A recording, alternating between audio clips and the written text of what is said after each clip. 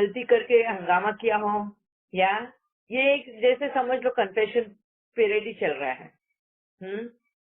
कहीं ना कहीं हम बाबा के साथ कन्फेस ही कर रहे हैं, और मैं तो दुनिया के सामने कन्फेस करने को बाबा ने मुझे कहा है। इसके लिए ही मैं अपनी सारी गलतियां आप सबके सामने रख देती हूँ। ये मतलब है। हाँ, इसमें मुझे कन्फेशन भी, या फिर एक मैं अभी ज्ञान में नहीं आई थी तो अभी भी मुझे कभी कभी ये होता है, लेकिन कि मैं जब गाड़ी में रहती हूँ या टू व्हीलर पे या ऐसे रहती हूँ, ज्यादातर टू व्हीलर पे, और अगर सामने से आके अगर कोई धक्का दे देता है, पीछे से सामने से या ऐसे करके अगर धक्का, तो मुझे ना वो सहन नहीं होता है। मतलब और कुछ भी मैं सह सकती हूँ, लेकिन 2 बार तो ऐसे हुआ है कि मेरी आवाज उठी थी। पीछे विश्वेश छोटा था, वो पीछे बैठा था, मैं जा रही थी और वो सामने से एक आई, आत्मा आई, और वो देख रही थी एक तरफ और चला रही थी आगे, और आके मतलब वो आ गई, मतलब मेरी गाड़ी पे टकरा गई। और उस वक्त मेरी बहुत आवाज ऊंची हुई थी। हालांकि बाद में मुझे बहुत ये हुआ, तकलीफ हुई थी मुझे कि मैंने इतना चिल्लाने की जरूरत नहीं थी। मतलब 4 ही सेंटेंसेस मैंने उसे चिल्ला चिल्ला के बोले होंगे, लेकिन मैंने बहुत गुस्से से उससे बोला था। और एक बार ऐसे ही हुआ था कि आप देख कहाँ रहे हो, जा कहाँ रहे हो, आपको कुछ पता है, ऐसे करके मैंने बोला था। एक्चुअली ये आपने सही है कि आपने बोला उसको, क्योंकि ये गलत है कि कहीं हम और देखें और गाड़ी अगर चला रहे हैं तो हमारा ध्यान सबसे पहले हमारा मेन ड्राइवर का होता है कि रोड पर उसका ध्यान हो, है ना, अपने ड्राइविंग पे ध्यान हो। भले शायद वो औरत कुछ ढूंढ रही होगी, कोई शॉप ढूंढ रही होगी, इसके लिए इधर उधर देखते हुए चला रही होगी, बट फिर वो रॉन्ग एटीट्यूड है। वो आपने जो बताया वो सही है, मगर जो तरीका है ना वो गलत है। इंटेंशन सही एंड तरीका गलत, तो फिर वापस से हमें भी रिटर्न मिलता ही है। जैसे आपको रिटर्न में मिला ही उसी वक्त में आपको शायद बीपी बढ़ गया हो या हाइपरटेंशन है, बाद में आप बार बार वही बातें सोच रहे हो, मेंटली आप डिस्टर्ब हो चुके हैं, तो ये उसी के लिए आपको रिटर्न उसी वक्त में मिल गया। ऐसे वक्त में भी बहुत बार हमें शांत रहना जरूरी है, या ध्यान उनको सिर्फ ये रिक्वेस्ट करें कि प्लीज आप पहले रोड पर ध्यान दें, या तो फिर साइड में गाड़ी लगा के ढूंढे आपको जो शॉप ढूंढनी हो। चलाते वक्त ना करें ऐसी हरकतें, क्योंकि ये तो सिर्फ इतना है कि उसे टक्कर लगे, समझो बस को ही जाके टक्कर लगा देती तो उसकी जान जोखिम में रहती, है ना। और आपने जो एक्सप्रेस किया अपना, वो उसके साथ में डर भी था कि कहीं आपको अगर लग जाती उसमें, उस डर की वजह से भी आपकी आवाज बढ़ गई थी। जी दीदी, लेकिन यहाँ पे मैं और भी एक मेंशन करना चाहती हूँ कि ये 2 बार हुआ, और तीसरी बार मैं मेरी एक फ्रेंड के साथ जा रही थी, और वो फ्रेंड ज्ञानी नहीं थी, मतलब मैं भी उस वक्त इतना नहीं थी, जस्ट मैंने कोर्स कंप्लीट किया होगा रहेगा शायद। और उससे आके जब एक गाड़ी टकरा गई, तो उसने तो आवाज तो दूर की बात, आवाज ऊंची करना तो दूर की बात, लेकिन उल्टा सामने वाले की गलती होकर भी उसने पूछा आप तो ठीक हो, आपको तो कहीं नहीं लगा। तो उस टाइम पे मुझे मतलब मेरी आंखें खुल गई। मतलब वो अभी तक मुझे याद है कि हाँ, ये इस तरह से होना चाहिए कि अगर गलती है भी, अगर गलती हो भी गई है, तो भी जरूरी नहीं कि हम इतना डर के भी अगर आवाज ऊंचा करने की भी जरूरत है। तो उस वक्त से मुझे मतलब मैं एकदम से शांत ही हो गई। आपके इस चीज से मुझे दुबई का याद आया। दुबई में जब एक्सीडेंट हो जाते हैं ना, मेरे साथ में बहुत बार होता था कि मेरे को पीछे से आके कोई मेरी गाड़ी को ठोक देता था, फिर नीचे उतर के हम हैंड शेक करेंगे, स्माइल करेंगे, हाउ आर यू पूछेंगे। तो वहाँ पे ये तरीका था एक्सीडेंट होने के बाद में ये करने का। और जब वहां से यहाँ पर आके मैंने देखा, यहाँ पे तो बस थोड़ा सा नजदीक भी आ जाओ तो बहुत चिल्लम चिल्ली और इतना लड़ाई झगड़ा और ये सब, वो देख के और वहाँ का वो देखकर मेरे को डिफरेंस समझ में आता था कि किस तरीके से लोगों का एटीट्यूड नजर आता है, हमें डिफरेंस पता चलता है। ठीक है। और फिर वो हाथ वगैरह मिला के फिर सॉरी भी बोलेंगे, पुलिस को भी बुलाएंगे खुद ही, और अपनी गलती बता के वो चालान बोलते हैं उसको, फाइन, वो पेपर देते हैं जहाँ पे हमें इंश्योरेंस को वो देना पड़ता है। तो वहाँ पे हमें ग्रीन शीट मिलती है और जिसने मारा है उसको रेड शीट मिलती है। तो इस तरीके से बहुत शांति से, कोई गाली गलौज नहीं, कोई गुस्सा नहीं, कुछ भी नहीं, बस शांति से आके वो सारा काम कर लेते हैं, खुद ही एडमिट कर लेते हैं हाँ मेरी मिस्टेक है करके, इस तरीके से। अच्छा, आगे और किसी की कोई शेयरिंग है? नहीं, तो अभी मैं वापस से मीनू बेन ने जो टॉपिक बताया उस पे ही वापस से कंटिन्यू करती हूँ कि जैसे उन्होंने बताया कि आजकल लोग तो वायरल करने के पीछे रहते हैं, तुरंत कुछ ऐसा ऊंचा नीचे आया नहीं कि तुरंत उसके वीडियोस बना बना के यूट्यूब पे डाल देते हैं। हाँ, कोई छोटी भी चीज होगी उसको इतना एग्जैगरेट करेंगे और यूट्यूब पे पोस्ट कर देते हैं। तो क्या ये सही है? कुछ हद तक ठीक है, क्योंकि कहीं ना कहीं उस इंसान के कर्मास फिनिश भी कर रहे हैं, मगर कहीं ना कहीं तुम अपने कर्मास भी बढ़ा रहे हो। अपने लिए भी कहीं ना कहीं गड्ढा खोद रहे हो, किसी और का गड्ढा तो भरा जा रहा है उसके कर्मास फिनिश करके, मगर तुम अपने लिए गड्ढे खुदाई कर रहे हो, ये भी ध्यान रखना है।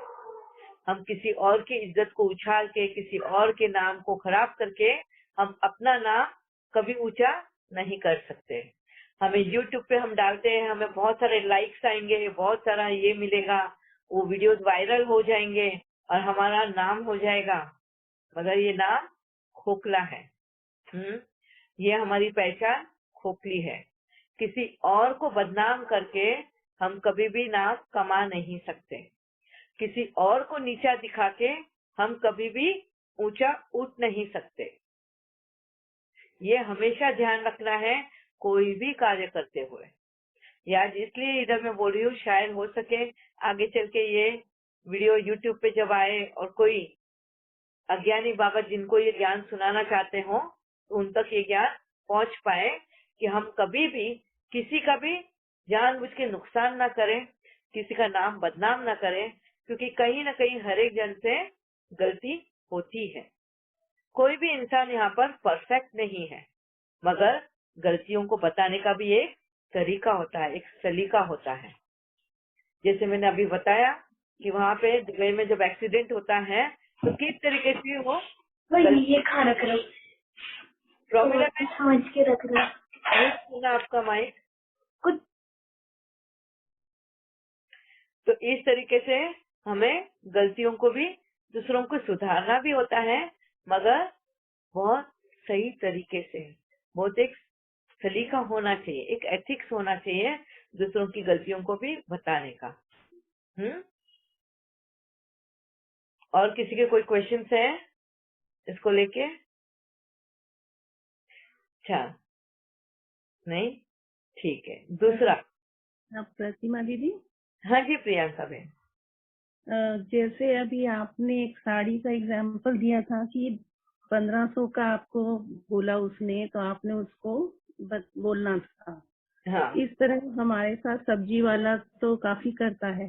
यस, तो सब्जी वाला हमें कोई और रेट देता है, कोई और उसी टाइम आता है उसको कोई और रेट दे देता है।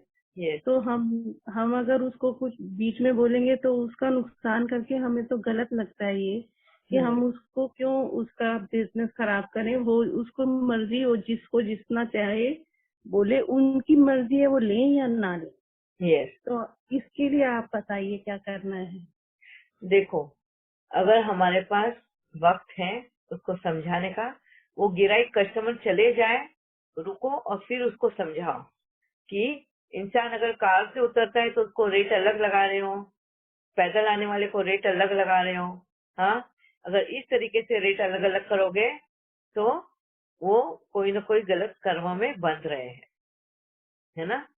ये बहुत बार सब्जी वाले जो वेंडर्स होते हैं, फ्रूट्स वाले हैं, सब्जी वाले हैं, इवन छोटी छोटी दुकान वाले भी ये देखते हैं कि किस तरीके से उनका कस्टमर आया है और उस तरीके से वो भाव लगाते हैं।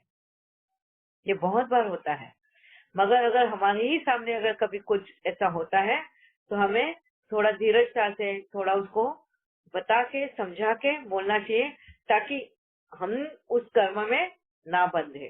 क्योंकि हमारे सामने ये हो रहा है गलत कर्म और हमें पता भी है कि इसका नतीजा क्या है, तो हमें जरूर बोलना है, उनको टोक देना है, ताकि हम उस कर्म में ना बंधे चुप्पी साध के। वो भले ही फिर उसका है लेन देन जो भी है, मगर कम से कम हम तो उस बंधन में नहीं बंध रहे हैं, ये ध्यान रखना है। ठीक है, ठीक है। मगर इस तरीके से बोलना है कि कोई और उसके कस्टमर्स ना चले जाए या कस्टमर के सामने वो ठगी महसूस ना कर पाए अपने आप को। लूटने वाले हैं ना, बोलते हम ये तो बहुत लूटता है, वैसा उसका ये बने नहीं, पिक्चर ना बने। इस तरीके से उसको बताना है कि वो जो कर रही है वो गलत कर रही है करके। मैं बताना जरूर है, क्योंकि आज बाबा ने हमारा अगर ज्ञान चक्षु खोला है तो बाबा ने यह हमें भी दिया है, लाइट हाउस बनाया है कि हम दूसरों के भी ज्ञान चक्षु खोले। ठीक है, हाँ जी। तो अपनी उन्नति के साथ साथ दूसरे की भी उन्नति करना है, ये भी बाबा हमें मुरली में बहुत बार बताता है। भले ही सामने वाला हमें वो पॉजिटिव में ले, नेगेटिव में ले, या वो हमें एक बार बोल भी दे तुम्हारा क्या जाता है, तुम जाओ ना तुम्हारा सब्जी लेके, ऐसे भी बोलने वाले मिलेंगे। मगर हमें वो चीज नहीं देखना है कि जो उसने बोला है, हमें ये सेटिस्फाइड संतुष्ट रहना है कि मैंने किसी को सही राह दिखाई, उससे हमें संतुष्ट रहना है, उससे हमें खुशी रहना है, ना कि सामने वाले के एटीट्यूड से, क्योंकि वो तो वही देगा जो उसको उसके पास है। ठीक है, लेना नहीं लेना वो हमारे हाथ में है, मगर उसके वो ये कहेगा, वो ऐसा करेगा, वो ऐसा सोचेगा, ये सोचकर अगर हमने चुप्पी साध ली गलत जगह पर, तो फिर उसकी रिटर्न भी हमें देना है। ठीक है, हाँ जी। या और किसी के कोई क्वेश्चन इससे रिलेटेड? नहीं। अच्छा, अभी दूसरा पॉइंट हम लेते हैं, वो है रूमर फैलाने का, या रूमर फैल रही है उसको बढ़ावा देने का।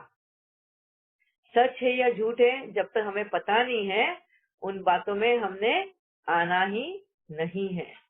अभी सबसे इजी हो चुका है व्हाट्सएप है, यूट्यूब, फेसबुक, जहाँ पे रूमर्स फैलती ही रहती है।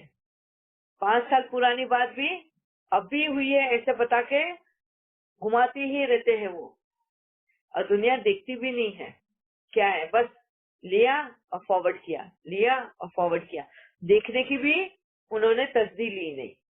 करते हैं ना बहुत बार, इवन हम बाबा की मुरलियां हैं, आर्टिकल्स है, कितने सारी चीजें आती है, हम खुद पढ़ेंगे नहीं, पर आया है बाबा के नाम से आया, बस उठाया और फॉरवर्ड कर दिया। क्या मिला इसमें? आपको लगता है आपने नेक काम किया? क्या आपको ऐसा लग रहा है कि उन आत्माओं तक वो पहुंचा नहीं है तो हम पहुंचाने का काम कर रहे हैं? बहुत लोग ऐसा करते हैं, बस उठाया और किया फॉरवर्ड। पिक्चर्स फॉरवर्ड है, आर्टिकल्स फॉरवर्ड है, ऑडियोज, वीडियोज, ये सब कुछ फॉरवर्ड फॉरवर्ड फॉरवर्ड। कितना तुमने रिसोर्सेज का मिसयूज किया। अगर आपने देखा होगा हमारे फॉलो फादर में बाबा ने बहुत स्ट्रिक्ट रूल्स बनाए, बहुत डिसिप्लिन मेंटेन करने लगा रहा है वो उधर। और जिसने वो रूल तोड़ा उसको सजा भी दिलवा देता है वो। 3 दिन तक उस ग्रुप को छोड़ो। हाँ, ये सबसे बड़ी सजा है मेरे लिए तो, उस ग्रुप को छोड़ना 3 दिन तक, जहाँ पे बाबा के इतने अनमोल मोती, ज्ञान मोती जहाँ शेयर हो रहे हैं, और 3 दिन तक अगर उस ग्रुप से दूर रहना है, बाबा ने बोल दिया, तो कितना वो मूल्यवान वक्त गवा दिया, सोच सकते हैं, है ना। और बाबा से सजा मिलना मतलब बहुत बड़ी सजा है, कम से कम मेरे लिए तो भी। और ये बाबा इस ग्रुप में इसीलिए कि हमें वो सिखाना चाहता है कि किस तरह से हमको केयरफुल रहना है, डिसिप्लिन मेंटेन करना है, कोई रूल्स ब्रेक नहीं करना, अपने आप में वो आदत डालनी है रूल्स को, लॉज को फॉलो करने की। वो समझदारी, वो क्या बोलते उसको, अवेयरनेस के साथ में उस ग्रुप में रहना है। वो ग्रुप ही हमें बहुत सिखा रहा है, बहुत कुछ सिखाता है। और यही वजह है वो ग्रुप बहुत, जिनको भी ये बातें समझ में आती है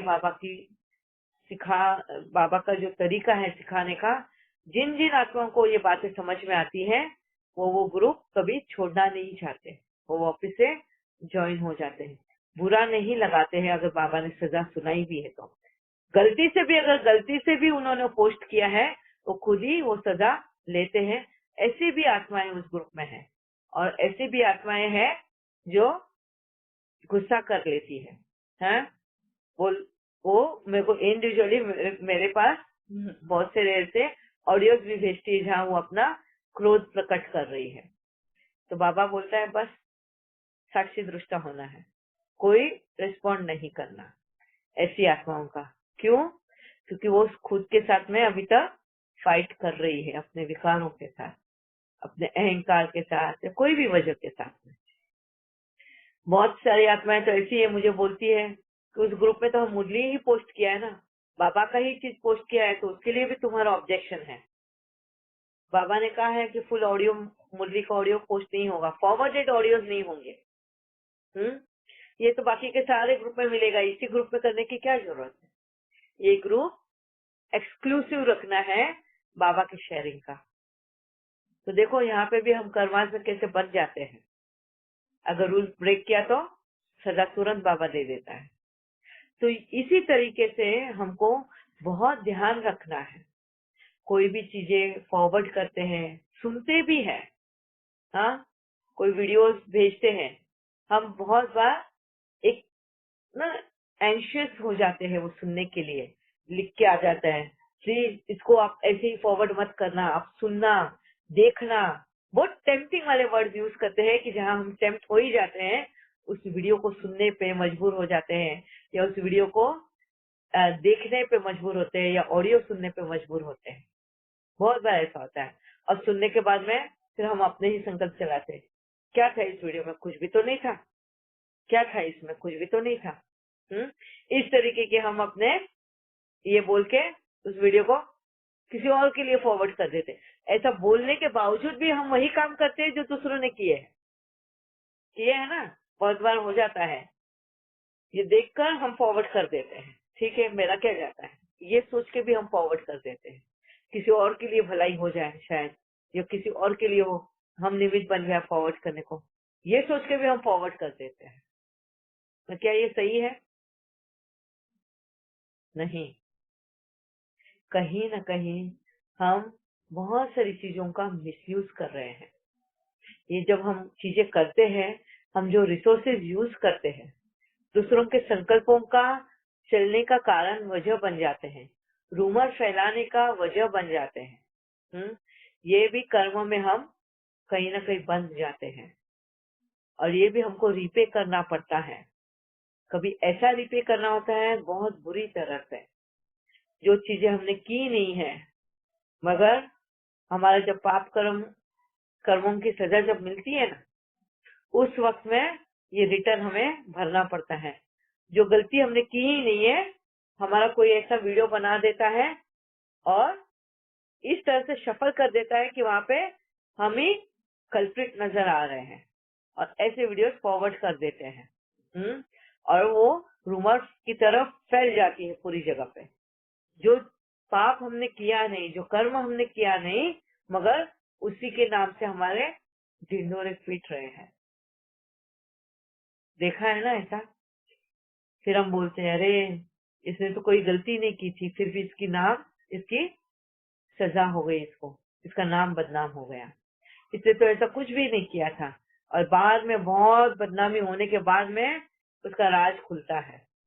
मगर अब बदनामी तो हुई है, अभी क्या ये राज खुला है, ये पता चला है कि वो गलती मेरी नहीं थी, और क्या वापस से इतने इंसानों के पास, इतने लोगों के पास वो वापस से वीडियो पहुंचेगा जो क्लैरिफाई ये करेगा कि वहां पे मेरी गलती नहीं थी? नहीं, है ना? तो कहीं ना कहीं बहुत से लोगों में वो मेरे इमेज जो है वही बैठ जाएगी कि मैंने ये किया हुआ है। और जब पब्लिक प्लेस में या कहीं और जाओ, मेरे पे ऐसी उंगलियां उठेंगी, अरे हाँ ये नहीं वो वीडियो देखा था, ये वही है, ये वीडियो नहीं वो फैला था, ये वही है। अब बताओ किस कैसा लगेगा? अच्छा लगेगा हमें? अच्छा महसूस होगा? जो गलती हमने की ही नहीं है उसकी सजा हमें मिल रही है। ये सजा क्यों मिल रही है? क्योंकि हमने ये काम किया है, किसी और के नाम का ऐसे ही रूमर्स फैलाया, बस उठाया फॉरवर्ड कर दिया, आर्टिकल्स उठाए फॉरवर्ड कर दिए, ना देखा ना सुना ना कुछ, बस निमित्त बन गए। और ऊपर से जो हम रिसोर्सेज मिस यूज किया वो अलग, उसके लिए इंटरनेट यूज किया, मोबाइल यूज किया, अपना वक्त यूज किया, हाँ कितने सारे रिसोर्सेज हमने यूज किए just wasteful without any reason, उसका भी कर्जा हमने कर लिया अपने सिर पर। तो आप देख रहे हो ये छोटी छोटी चीजें भी कितने मायने रखती है हमारे लाइफ में, और कभी कभी बहुत बड़ा चीज भी बन जाता है ये, क्योंकि जिसने जो पाप किया ही नहीं हो उसकी बदनामी करने में भी हमारा हाथ बाहर लग गया समझो, तो हमारी भी वैसी ही दशा एक दिन होनी है। तो बहुत ध्यान देना होता है ये सब बातों को, सुनना भी है, देखना भी है कि नहीं देखना है, ये भी हमें डिसाइड करना है। क्यों हमारा टाइम वेस्ट हम ऐसा करें? इसलिए आपने देखा होगा बाबा मुझे बहुत बार एनकरेज करता है वो शेयर करने के लिए कि जो मेरे को बाबा वीडियोस बताता है। जैसे मैंने बताया कि मैं एनिमल प्लेनेट के वीडियोस देखती हूँ, ज्योग्राफी प्लेनेट के वीडियोस देखती हूँ, या जहाँ नेचर से रिलेटेड चीजें हैं उनको देखती हूँ जो बाबा मुझे बताता है। क्यों? क्योंकि मुझसे मेरे को कुछ सीखने मिल रहा है, कुछ नई चीजें जानने को मिल रहा है, ना कि मैं ये फालतू में ये इसके झगड़े उसके झगड़े, इसने वो किया उसने वो किया, उसमें बाबा मुझे दिमाग खपाने को भी नहीं बोलता। ऐसे भी बहुत बार वीडियोस आते हैं, क्या ब्रह्मा कुमारीज हैं दूसरी और उनके साथ में उनके राइवल्स। अब देखो, अब उनका नाम भी मुझे याद नहीं आता है, वो दूसरा जिन्होंने ओपन किया है ना, पीबी की ही आई थिंक सो, वो कौन से दीक्षित है उनके, जो मैंने बताया था ना झाड़ के इसमें से जो एक टहनी बाहर निकली, वो उनके अगर वीडियो आते, हाँ जी शंकर पार्टी, हाँ शंकर पाठी, इस तरीके से अगर उनके ऑडियोज आ गए, उनके फॉरवर्ड हो गए, उनकी मुद्रियां फॉरवर्ड हो गई, तो बस देखना चाहिए ग्रुप में कितना हंगामा हो रहा है? बोलेंगे अरे ये शंकर पार्टी वाले हैं, ये इनके ऑडियोज आ गए, इनकी मुद्रियां आ गई, ये सुन रहे हैं वो सुन रहे हैं, ये गद्दार है ये हमारे नहीं है। तुम क्या बता रहे हो? और ये हम लगे हैं सभी को फॉरवर्ड करने को, क्या मिला ये सब कर कर? हम यहाँ पे ये शांति के दाता बनकर बैठे हैं, हाँ? दुनिया को एक करने की कोशिश कर रहे हैं, दुनिया को हम ये बता रहे हैं कि गॉड इज वन, हम एक फुल फैमिली है, और दूसरी तरफ हम ये बता रहे हैं कि शंकर पार्टी है और ये पीबीके है और ये बीके है, हैं?